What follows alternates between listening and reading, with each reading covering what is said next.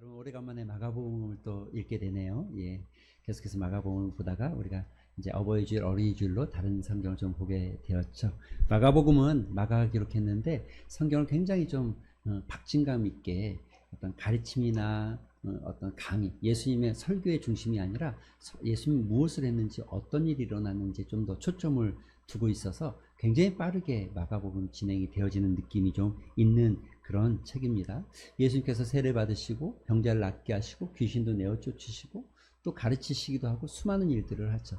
오늘도 예수님은 매우 분주한 것 같습니다. 자기를 거부하고 자기를 또 이렇게 받아들이지 않는 사람들에게 어떻게든지 진리를 좀 가르치기 위해서, 어떻게든지 좀 하늘 복음을 전하기 위해서 오늘도 예수님은 쉴 겨를이 없어 보입니다. 매우 열심히 복음을 전하고 가르치시기에 힘쓰시죠. 그래서 오늘 여러분 읽진 않았죠. 그런데 보면 바로 윗절에 보면 20절에 이런 기록이 있죠. 집에 들어가시니 무리가 다시 모여들므로 식사할 겨를도 없었다. 식사할 시간도 없었다.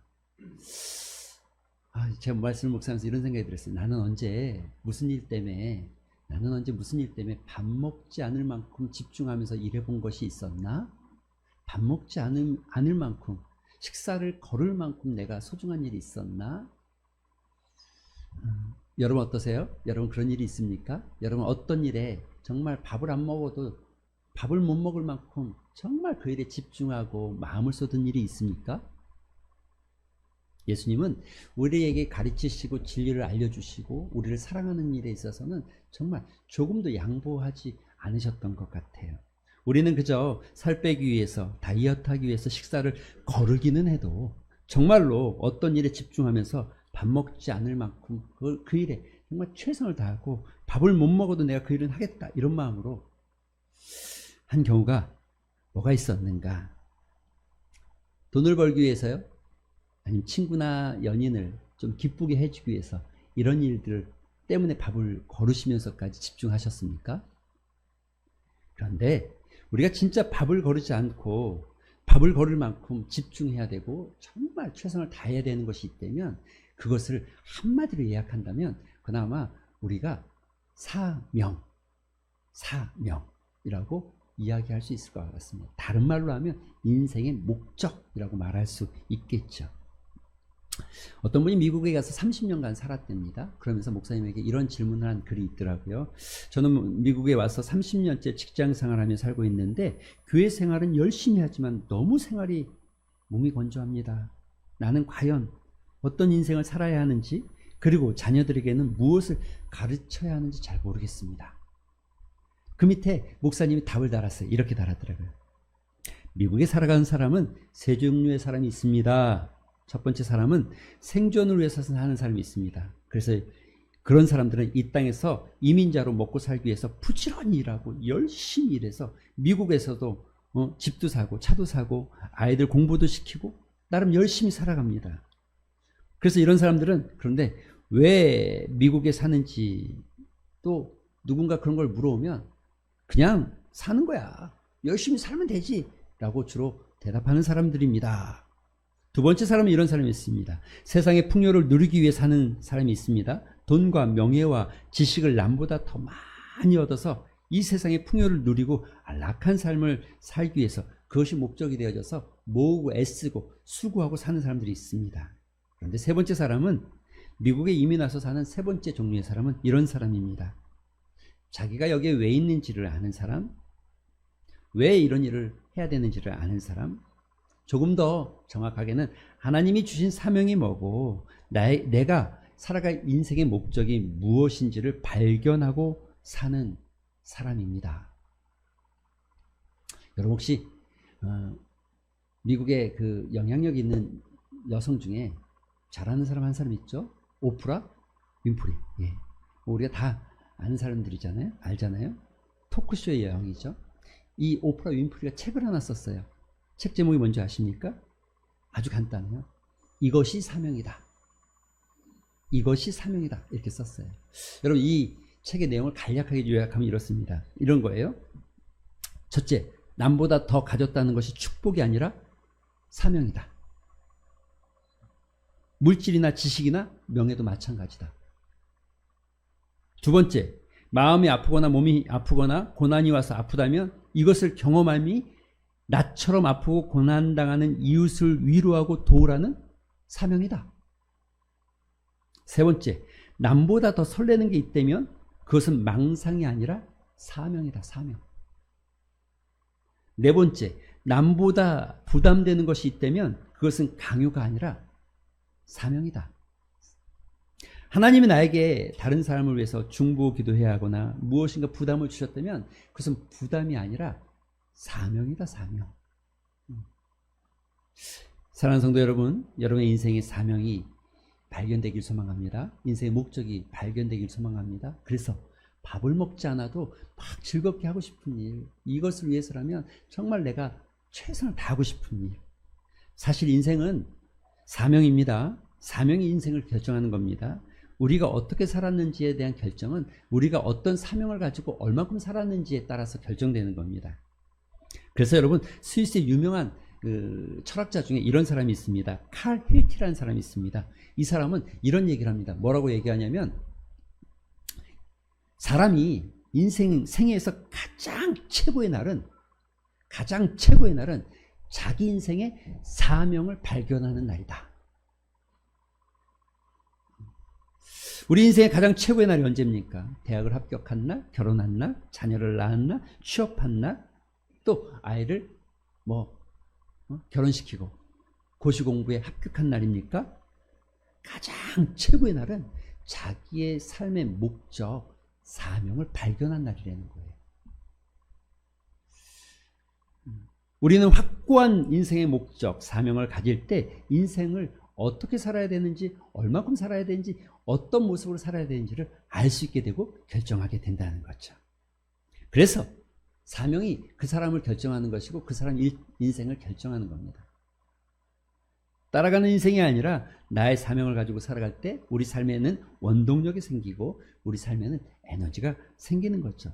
예수님은 그래서 그 사명 따라 살아가기 때문에 사람들의 현혹되거나 흔들리지 않습니다. 오늘도 밥을 먹지 않아도 주님은 그 사명으로 사람들을 가르치고 진리를 가르치고 복음을 증거하고 그들의 아픔을 같이 나누는 일을 정말 최선을 다해서 하고 있는 거죠. 그런데 여러분, 이렇게 예수님 열심히 사역하고 계시는데 이런데 이상한 사람들이 있어요. 희한한 일이죠. 예수님이 이렇게 열심히 사역하는데 예수님을 반대하는 무리들이 있어요. 여러분, 오늘 본문에는 그 무리가 많이 나옵니다. 그 첫 번째가 누구였냐면, 여러분 21절 주목하셔야 되겠습니다. 예수의 누구요? 친족들이 듣고 그를 붙들러 나오니 이는 그가 뭐라고요? 미쳤다 하밀러라. 당시에 예수를 반대하는 사람들이 생기기 시작했습니다. 왜 그렇습니까? 안식일에 율법을 범하는 것 같거든요. 안식일에 밀밭사에서 먹을 걸 따먹기도 하고 병자를 고치기도 하니까 바리새인과 서기관들이 굉장히 기분이 나빴어요. 그래서 이제 예수를 어떻게 죽일까 고민하다가 예수를 향해서 비방하는 말들을 퍼뜨리기 시작했어요. 저 사람 미친 거야. 그래서 이런 말들이 많이 들려지기 시작하자 주변에 누가요? 가족들이 이런 말을 들으니까 어때요? 마음이 별로 안 편해. 그래서 어떻게 해요? 야, 쟤 좀 불러내. 여기 아마 가족들은, 여러분 한번 생각해 보세요. 성경에 기록되어 있지 않지만 예수님이 탄생을 어떻게 했죠? 동정녀 말이야. 예, 성령으로 잉태된 것을 어머니는 잘 알고 있었어요. 예수에겐 형제가 있었습니다. 그런데 여러분, 이 과정을 어머니만 알진 않았을 거예요. 예수님이 어렸을 때 심지어 제사장과 같이 토론할 만큼 성경에 대해서 능통했어요.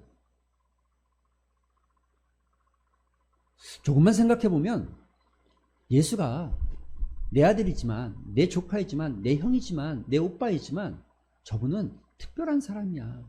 특별한 목적을 가지고 사는 거야 라고 생각할 수 있을 법도 한데, 그것이 아니라 자기들 생각, 이건 가족의 수치야. 사람들의 얘기 봐. 아니래잖아. 미쳤대잖아. 여러분, 이런 일들은 우리 안에도 늘 일어나는 일이죠. 그렇지 않습니까? 우리가 예수를 믿다 보면 이런 경험들이 있죠. 제가 지난주에 장례가 있어서 가까운 곳에 장례식장을 방문했어요. 근데 목사님 아버님이 돌아가셨어요. 근데 장례식에서 이제 인사를 나누고 같이 대화를 하는데 이 목사님이 아버님 얘기를 저한테 자랑스럽게 하시더라고요. 너무 부러웠어요. 아버님이 이랬답니다. 그 옛날에는 예수 믿는 게 너무너무 힘들었대요. 그래서 예수 믿을 거면 나가고 정말 내쫓았다는 거예요. 그래서 아버님이 나갔는데 지금처럼 뭐 어디 뭐 여인숙이 있거나 잘 데가 있거나 뭐 갈 데가 있는 게 아니니까 잘 데가 없어서 여러분 그 지푸라기 이렇게 쌓아놓은데 저는 잘 모르겠는데 집더미 지푸라기 이렇게 고운 거 갈아가지고 한쪽에 자고 그걸로 덮고 그러면 또 그게 너무 불쌍해서 교회 집사님 몇 분이 아침에 밥을 좀 갖다 주신대요. 그럼 거기서 밥 먹고 93세에 돌아가셨는데 그렇게 신앙생활 했다는 거예요. 아버님. 그런데 놀라운 고백은 이거죠. 지금은 온 가족이 하나도 빠짐없이 예수 다 믿고 있다는 거예요. 예수를 다 믿고 있다는 거예요. 심지어 그 아버님 밑에서 목회자가 나오고 선교사가 나오고 또 사모가 나왔다. 여러분 우리가 이런 일들이 있죠. 예수 믿다 보면 사명 따라 살다 보면 복음 따라 살다 보면 말씀 따라 살다 보면 이런 저항들이 생겨날 때가 있죠. 그런데 여러분 그것이 우리에게 두려움이 아니라 그것이 우리에게 있어야 될 당연한 모습이다 생각하셨으면 좋겠어요. 가족들은 예수님이 누구인지 충분히 알 수 있었지만 그런데 그를 미쳤다 하는 말 때문에 그 사람들이 하는 말 때문에 예수를 불러내고 예수의 사역을 예수님의 사역을 방해하고 막고 또 걸림돌이 되어지고 있어요. 가끔 우리도 이럴 수 있습니다. 얼마든지.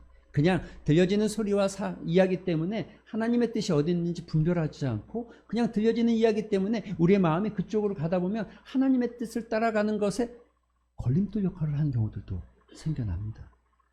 여러분, 여러분의 삶에 정말 하나님의 뜻이 어디에 있는지를 잘 분별하는 지혜가 좀 필요합니다. 하나님께서 여러분에게 정말 무엇을 원하는지, 하나님께서 정말 여러분에게 어떤 것을 바라는지, 삶은 끊임없이 우리에게 저항을 만들어내고 태풍을 만들어내고 또는 삶은 끊임없이 우리에게 어려움을 처하기도 하고 여러 상황들을 변화무쌍하게 스펙타클하게 만들어 가겠지만 여러분 거기에 우리의 사명 따라서 말씀 따라서 저항한 앞에도 굴하지 않고 나아가는 거죠. 하나님의 뜻이라면 정말 하나님이 원하시는 일이라면 내 생각이 맞다고 생각하는 것에 치우치는 것이 아니라 하나님의 뜻이 맞다고 생각하는 걸 쫓아가는 것. 또 하나님의 뜻이 아니라면 스톱해보는 것. 고집부리지 않고 하나님 앞에 정지하는 거죠. 그런데 이렇게 말씀을 생각하다가 정말 하나님의 뜻이 무엇일까? 우리를 향한 하나님의 뜻이 무엇일까? 오늘 아침 우리 성경 통독반에서도 그런 걸 나눴는데 여러분을 향한 하나님의 뜻이 무엇입니까? 자, 여러 가지가 있겠지만 그 중에 아주 중요한 거 하나만 제가 말씀을 드리겠습니다. 우리가 다 아는 거. 데살로니가전서 5장 18절. 뭐죠? 항상 기뻐하라. 또 쉬지 말고 그리고 이건 다 아시는군요. 그리고 그 뒤에 이렇게 너무나 명확하게 성경에 써놨어요. 이것은 너희를 향하신 하나님의 뭐라고요? 뜻이다. 예, 그렇습니다. 이게 하나님의 뜻입니다. 하나님께서 여러분들에게 요구하는 건 간단합니다. 예, 항상 기뻐하고 범사에 기도하고 쉬지 말고 기도하고 범사에 감사하는 일입니다. 그런데 이 신묘막측한 일, 항상 기뻐하고 여러분 우리가 가끔 이런 생각하는 거 하나님의 뜻을 생각할 때 뭔가 신비로운 뜻이 있어서 나와 하나님 사이에서 어떤 통로가 있어서 사람들은 잘 모르지만 나만 들을 수 있는 뭔가 하나님의 뜻이 있는 거 아닌가 이런 생각할 때가 있죠. 물론 그런 것도 있을 수 있습니다. 다만 우리를 향해서 하나님의 큰 뜻은 우리가 항상 기뻐하기 원한다는 거예요. 할렐루야. 할렐루야. 항상 감사하기 원한다는 거예요. 할렐루야. 감사가 안 된다고요? 목사님 어떻게 그런 상황에 감사할 수 있어요? 어떻게 그런 일로 감사할 수 있어요? 목사님이 내 상황을 잘 모르시나 본데. 그래서 여러분 이 말씀 앞에 꼭 이렇게 고백하셔야 돼요. 믿음으로. 항상 기뻐하는 일은 상황으로 하는 게 아니라 뭘로 하는 거라고요? 믿음으로. 예. 항상 기도하는 일은 뭘로 하는 거라고요? 믿음으로. 범사에 감사하는 건 어떻게 하는 거예요? 믿음으로. 여러분, 이 믿음 안에는 다른 게 아닙니다. 하나님을 향한 절대적 신뢰가 있는 거예요. 할렐루야. 오늘 말씀을 통독하는 통독방에서 요셉의 이야기를 읽었어요. 그런데 여러분, 요셉이 팔려가고 또 모함을 받아서 감옥에 갇혔어요. 그런데 성경 맨 마지막 39장 맨 마지막에 이렇게 기록했어요. 뭐라고 기록했냐면 여호와께서 요셉의 삶을 항상 형통하게 하셨더라. 형통하게. 감옥에 가고 모함을 당했는데 형통했다는 거예요. 이해가 안 되잖아요. 그런데 우리 성경 통독반의 집사님 한 분이 이렇게 말씀하셨어요. 뭐라고 말씀하셨냐면, 목사님, 제가 생각하기에 하나님의 큰 그릇 안에, 젊은 친구들 말로는 큰 그림, 큰 그림. 우리는 요만큼뿐이 못 보지만 하나님의 큰 그림 안에서는 바로 그 순간 그 자리가 고난스럽지만 형통의 자리일 겁니다. 이게 깨달아진 것 같습니다. 라고 나눔을 가졌어요. 사랑하는 성도 여러분, 이 믿음이 있다면 항상 기뻐할 수 있습니다. 이 믿음이 있다면 항상 감사할 수 있습니다. 이 믿음이 있다면 항상 기도할 수 있습니다. 할렐루야. 그것이 여러분을 향한 하나님의 뜻인 줄로 믿습니다. 그런데 이렇게 예수님은 복음을 열심히 증거하는데 22절에 보니까 예루살렘에서부터 예수님이 있는 갈릴리까지 와서 도대체 이 자가 무슨 일을 하는가, 어떻게 꼬투리를 잡아볼까 쫓아온 사람들이 있어요. 그래서 성경은 예루살렘에서 내려온 서기관들이라고 표현하고 있죠. 그런데 그가 예수님의 사역을 보면서 이렇게 말하는 거예요. 바알세불. 바알세불은 귀신의 왕, 파리의 왕, 이런 뜻이 있죠. 바알세불이 집혔다는 건 바알세불이 그 사람 안에 들어갔다는, 우리말로 하면 신들겼다, 이런 뜻이에요. 예. 그래서 또 귀신의 왕을 침입해서 귀신을 내어 쫓는다. 저 사람이 귀신을 내어 쫓거나 또 뭐 병든 자를 치유하는 건 저건 바알세불, 귀신의 왕의 그 귀신 들렸기 때문에 그 힘으로 하는 거야. 그 힘으로 라고 말하고 있는 거예요. 그러자 예수님이 24, 25, 26절 세 번에 걸쳐서 만일 이렇게 얘기하면서 세 가지를 표현하죠. 비유로 뭘 표현합니까? 간단해요. 이야기하면 간단해요. 야, 서로 싸우면 내전이 일어나면 그 망하는 일이지 그 승리하는 일이겠습니까? 귀신들도 귀신들끼리 싸우면 망하지 승리하는 일이겠습니까? 다른 말로 하면 귀신의 왕이 귀신 들린 사람을 내쫓고 이 사람은 예수를 믿게 했다면 이게 잘한 일입니까? 말이 안 되는 일이죠? 라고 지금 비유로 이야기하면서 한 가지를 더 이야기합니다. 그 이야기가 뭡니까? 예. 그 이야기는 이것입니다. 오늘 본문에 보면 27절, 사람이 먼저 강한 자를 결박하지 않고는 그 강한 자의 집을 들어갈 수 없다. 여기 강한 자는 누구예요? 귀신을 얘기하는 겁니다. 그런데 이걸 결박한 분은 누구예요? 예수님. 예수님이 복음으로 그것을 결박하지 않고서는 거길 차지할 수 없다. 그리고 이제 더 중요한 이야기를 합니다. 28절 같이 한번 읽어볼까요? 시작.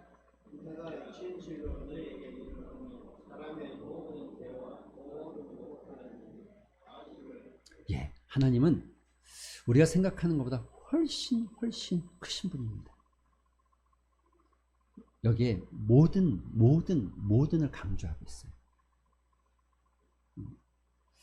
저는 이런 생각이 들었어요. 나는 이게 가능할까? 그런데 하나님은, 예수님은 모든 여러분, 우리가 예수님 앞에 나갈 수 있는 유일한 은혜가 있다면 바로 이 말씀 아니겠어요? 우리의 죄가 어떤 거든, 내가 어떤 죄를 가지고 있든, 내가 어떤 잘못을 했든 예수님 앞에 나아가면 용서함 받을 수 있다는 거예요. 할렐루야. 할렐루야. 그런데 여러분, 용서함 받지 못하는 게 있답니다. 29절 한 번 더 읽어볼까요? 시작.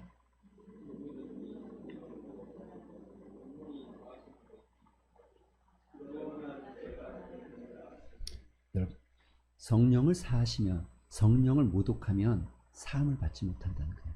여러분, 아주 어렵게 설교하고 어렵게 말하지만 그냥 본문 안에서 쫙 해석하면 쉽죠. 다른 말이 아닙니다. 간단한 얘기예요. 뭐냐면 예수를 받아들이지 않으면, 누구처럼? 바리새인들처럼 그 사람이 가장 가까운 친척이라고 가족이라고 해도 예수를 받아들이지 않으면, 그의 말씀을 받아들이지 않은 사람은 누구도 어떤 것이 안 돼요?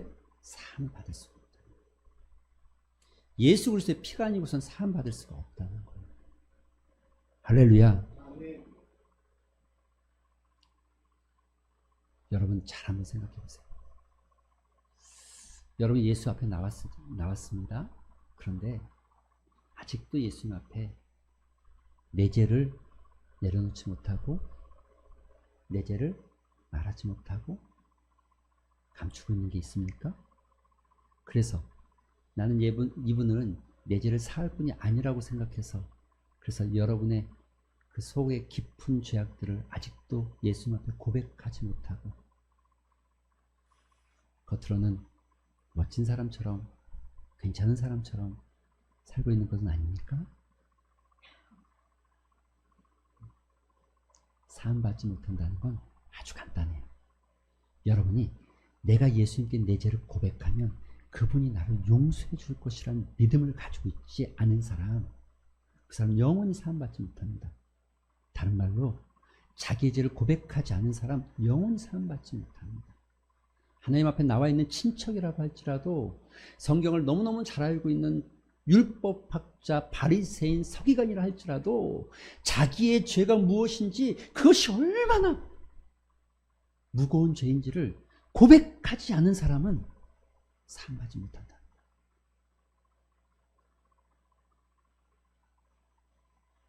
여러분 그 밑에도 계속해서 나옵니다. 뭐라고 말합니까?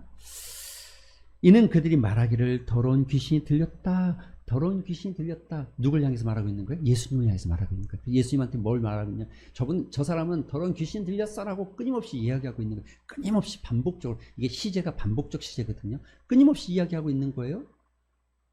결국 뭐예요? 예수님 메시아가 아니야. 저분은 우리의 죄를 살 뿐이 아니야. 저 사람 귀신 들린 사람이야. 내가 예수를 알지만 그런 사람이야 라고 생각하고 있다는 거예요. 사함받을 수 없는 죄.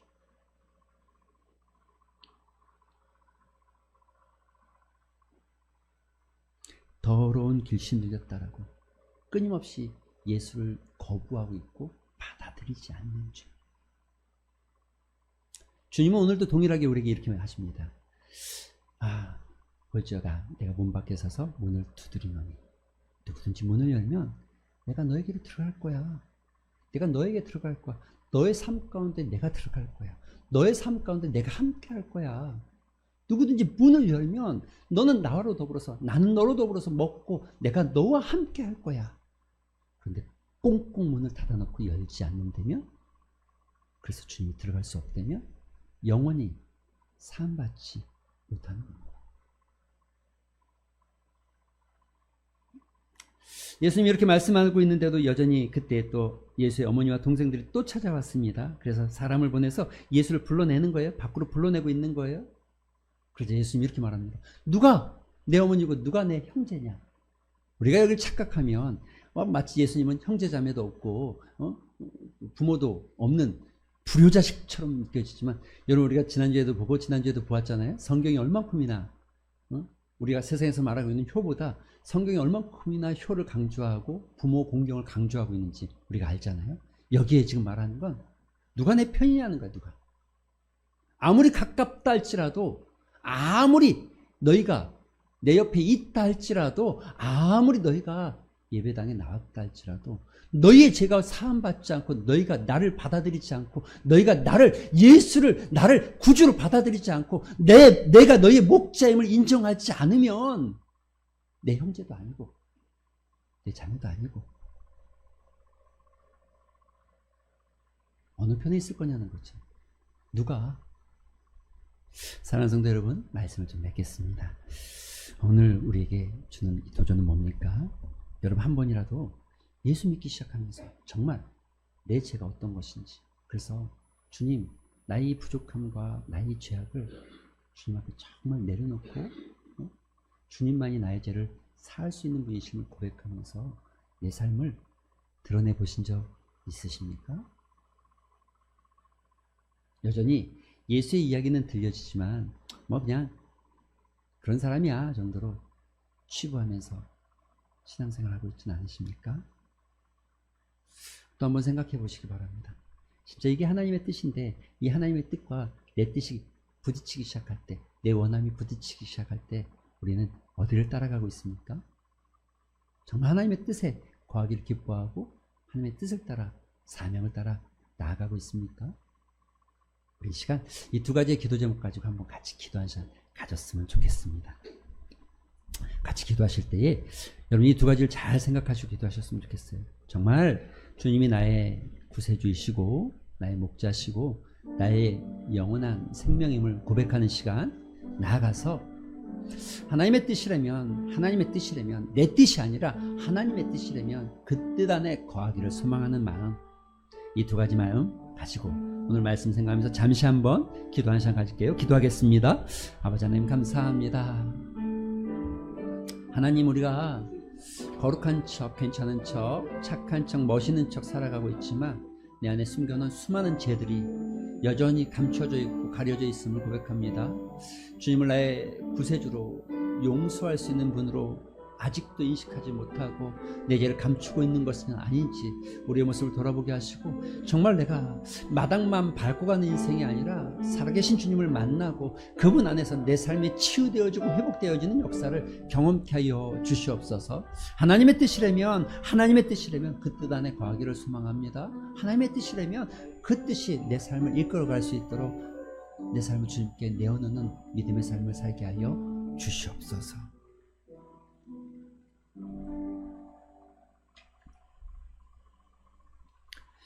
주님 감사합니다. 가장 가까운 사람들이 주님을 영접하지 못하고 그 제사함의 권세 앞에 자신을 내려놓지 못하는, 들려지는 이야기와 보여지는 모습 안에서 판단하는 어리석은 영적 맹인들처럼 우리도 교회에 나오고는 있지만 마당만 밟고 가는 신앙인들은 아닌지, 정말 하나님 내 깊숙한 곳에 숨겨진 죄악까지도 주님의 보혈의 피로 씻김 받기를 소망하고 주님 앞에 내 죄를 고백하는 믿음의 자리에 서게 하여 주시옵소서.